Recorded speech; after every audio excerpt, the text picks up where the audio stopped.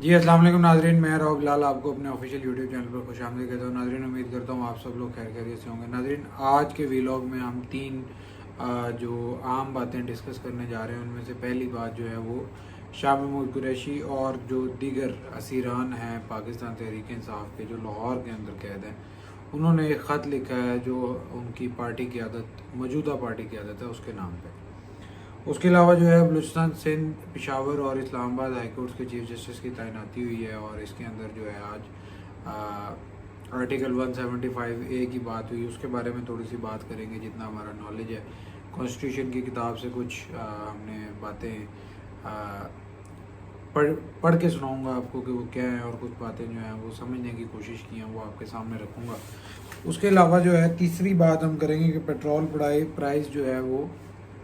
बढ़ गई,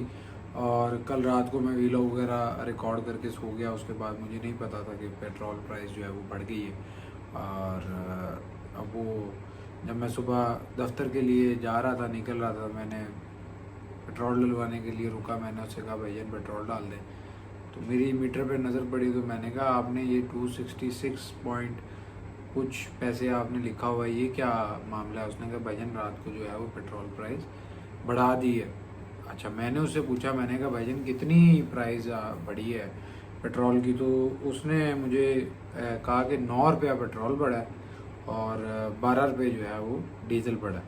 अच्छा, मैंने फ़ौरन फ़ोन निकाला, मैंने देखा तो हाई स्पीड डीज़ल जो है वो 10.39% जो है वो बढ़ा है, और पेट्रोल जो है वो 8.36% ये बढ़ा है।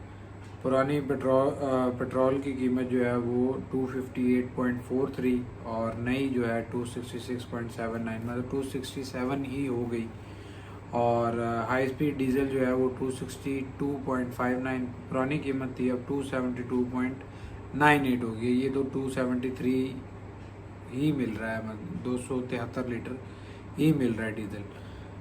ये इसके ऊपर बात करेंगे कि पेट्रोल प्राइस जो है वो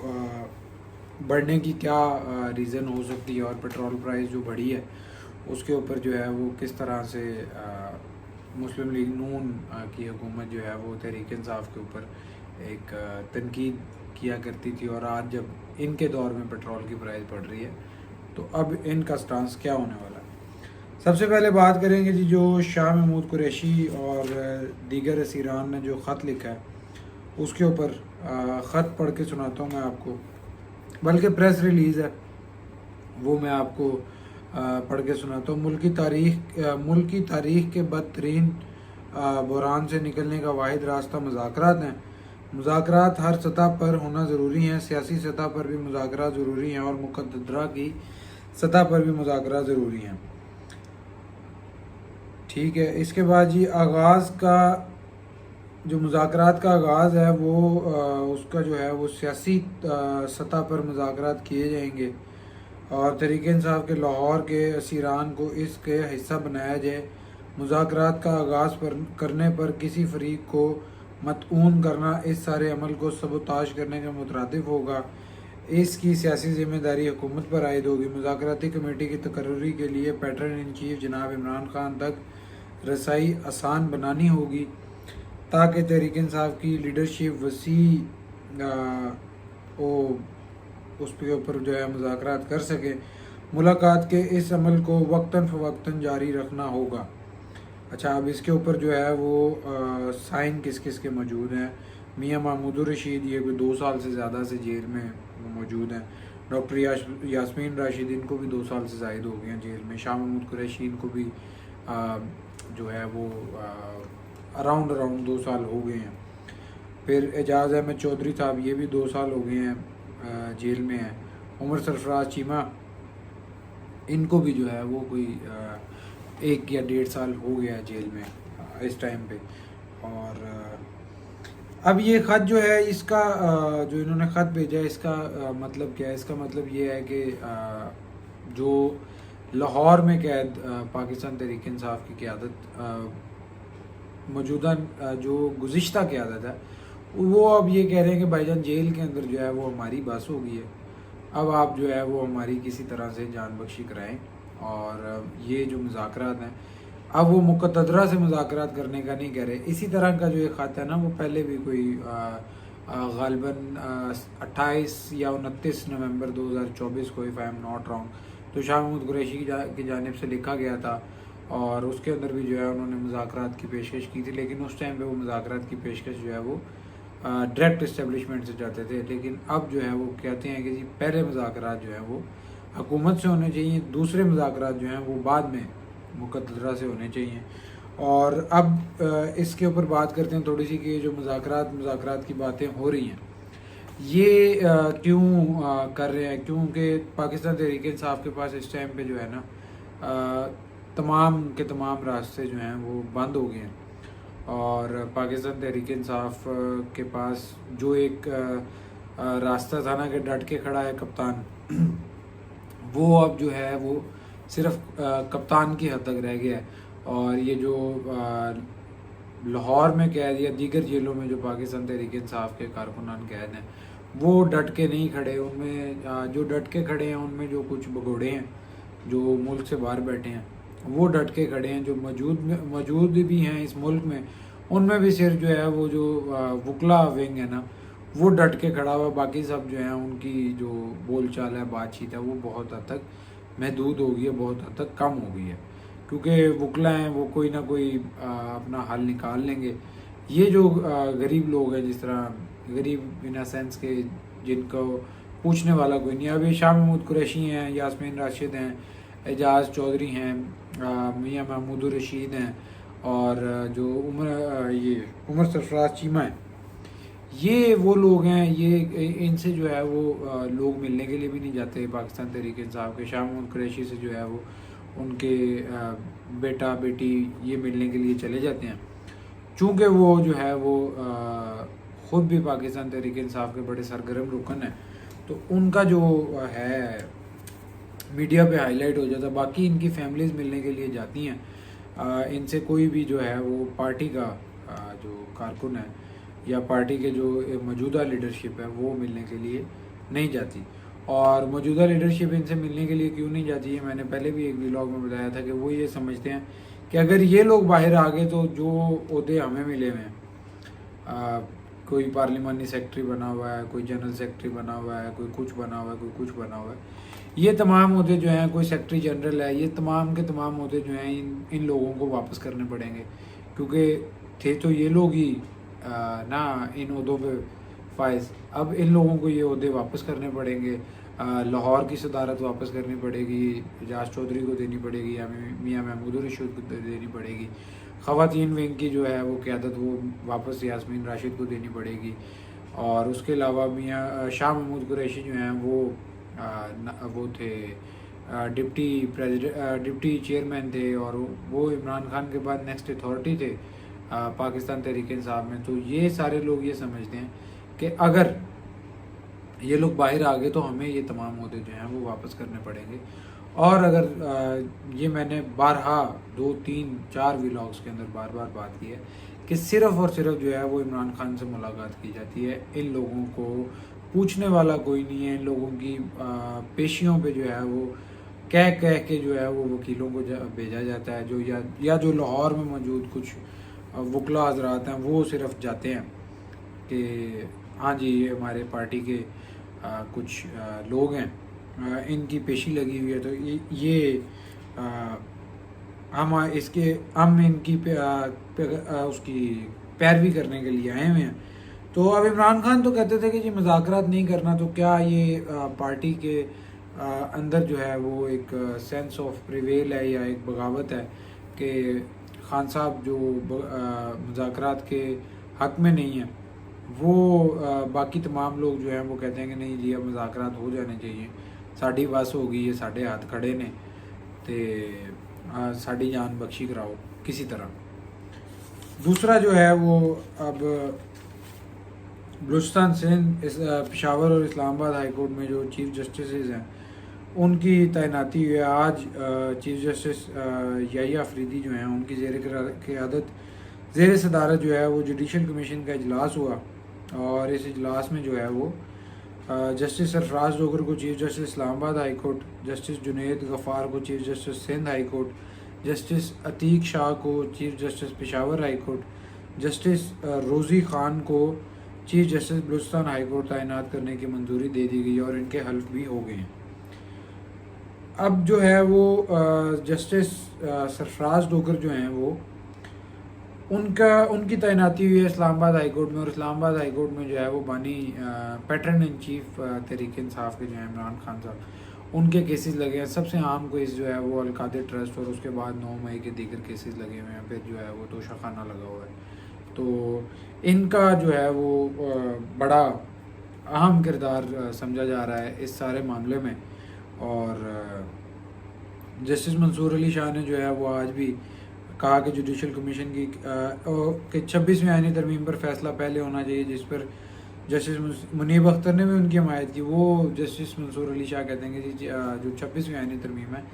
पहले उसका फ़ैसला करें, बाद में जो है हम किसी और चीज़ का फ़ैसला करेंगे। तो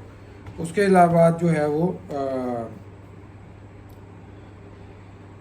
आज एक जो जुडिशल कमीशन ऑफ पाकिस्तान के इजलास से कबल बलूचिस्तान हाई कोर्ट के जस्टिस कामरान खान मलाखेल ने जस्टिस नज़ीर अहमद लांगू की बतौर रुकन इजलास में मुसलसल शिरकत आइन के आर्टिकल 175A सब क्लॉज 5 की खिलाफ वर्जी करार दिया। और उन्होंने कहा कि जिन्होंने 2 सफ़ात पर मुश्तमिल ख़त में एतराज़ का इज़हार किया कि जो है इनकी शमूलियत नहीं होनी चाहिए इस इजलास में, और उन्होंने कहा कि जी आइन की खिलाफ वर्जी है। तो जब मैंने ये खबर पढ़ी तो मैंने कहा कॉन्स्टिट्यूशन की बुक जो है उसमें पढ़ते हैं कि जी सब क्लॉज 5 जो है वो क्या है। उसमें लिखा है for the appointment of the जजेस of high court the commission and clause shell also include the following नेमली। अब ये मतलब ये लोग सिर्फ शामिल हो सकते हैं। ये मैं बात कर रहा हूँ जो जस्टिस कामरान खान मलाखेल ने जो एतराज़ उठाया उस पर, और उन्होंने कहा कि जी आर्टिकल 175 एक सब क्लॉज 5 की खिलाफ वर्जी है। तो मैं अब आपको ये बता रहा हूँ कि आइन का आर्टिकल 175 सब क्लॉज 5 क्या है। उसमें लिखा हुआ है कि जी for the appointment of the जजेस of high court the commission in clause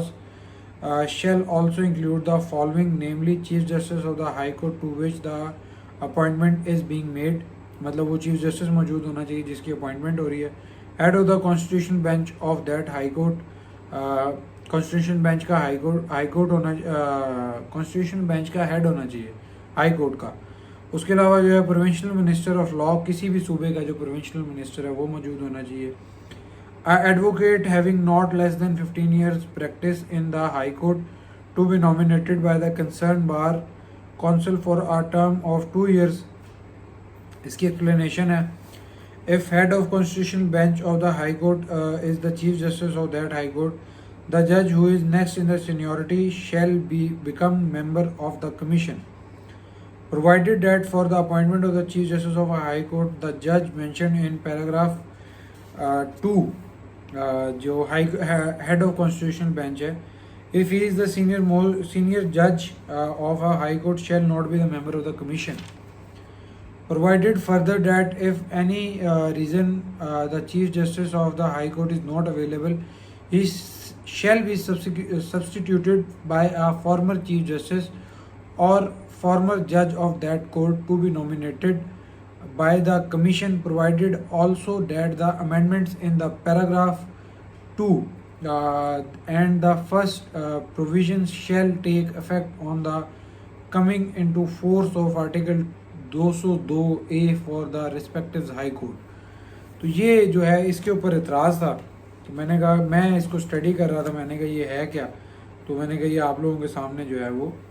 रखा जाए। अच्छा, अब उन्होंने इसके ऊपर जो है वो जो 2 सफ़ात का उन्होंने लेटर लिखा, उसके अंदर उन्होंने कहा कि निशानदेही की कि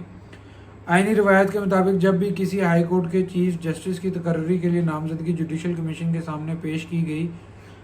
मुतलका साबका जज की रुकनीत हर बार नए सिरे से की गई। मिसाल के तौर पर जब जस्टिस जमाल खान मंदुखल को बलूचिस्तान हाई कोर्ट का चीफ जस्टिस नामजद किया गया تو جسٹس ریٹائرڈ قاضی فائز عیسیٰ کو جوڈیشل کمیشن کا رکن نامزد کیا گیا۔ اسی طرح جسٹس نعیم اختر افغان اور جسٹس ہاشم خان کاکڑ کی نامزدگی کے وقت جسٹس جمال خان مندوکھیل کو ایک بار کے لیے جوڈیشل کمیشن کا رکن مقرر کیا گیا تھا۔ یہ انہوں نے جو ہے وہ اس کی تھوڑی سی ایکسپلینیشن دی کہ یہ جو معاملہ ہے یہ کیسے ہوگا۔ اب جسٹس سرفراز دوگر کے خلاف کافی سارے ووٹ پڑے آج جو یہ ساری ان کی تعیناتی کا معاملہ ہو رہا تھا، اور جسٹس امین الدین خان اگر ان کو ووٹ نہ دیتے تو شاید یہ اسلام آباد ہائی کورٹ کے جج نہ لگتے، اور یہ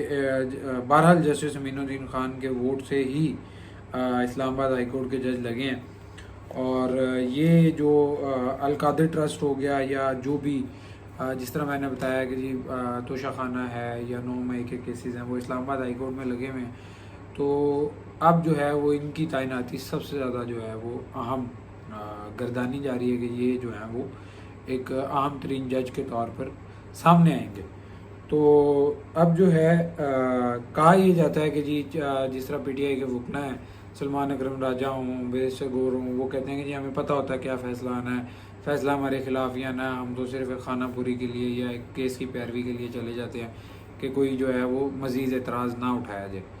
تو اب وہ یہ جو ساری باتیں نا مسلم لیگ نون والے اس کو کس طرح سے ڈیفینڈ کرتے ہیں، وہ اس طرح سے ڈیفینڈ کرتے ہیں کہ جی آپ نے ثاقب نثار کے تھرو، جسٹس عمر عطا بندیال کے تھرو، جسٹس آصف سعید کھوسہ کے تھرو، پیپلز پارٹی والے کہتے ہیں جسٹس جو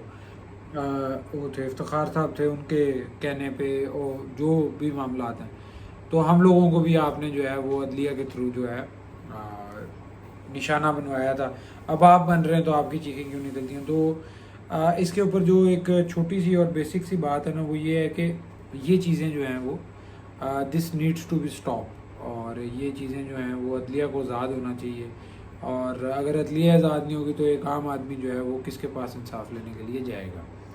تو آج آپ ان کی مثالیں دے رہے ہیں، ماضی کے اندر یہ آپ کی ٹھٹے اڑایا کرتے تھے، آج آپ ان کا مذاق اڑا رہے ہیں، کل کو یہ دوبارہ اقتدار میں آ جائیں گے، کل کو پھر یہ آپ کا مذاق اڑائیں گے۔ تو یہ جو ہے یہ ایٹ اینی پوائنٹ اس چیز کو رکنا چاہیے۔ اب جی پیٹرول پرائزز جو ہیں وہ اس کے اوپر بات کرتے ہیں کہ عالمی سطح پر جو ہے وہ پیٹرول 24 جون کے بعد 6% کمی آئی۔ ایران اسرائیل جنگ جو ہے 24 جون کو ختم ہوئی، اس کے بعد جو ہے وہ پیٹرول پرائز جو ہے وہ عالمی سطح پر فی بیرل جو ہے وہ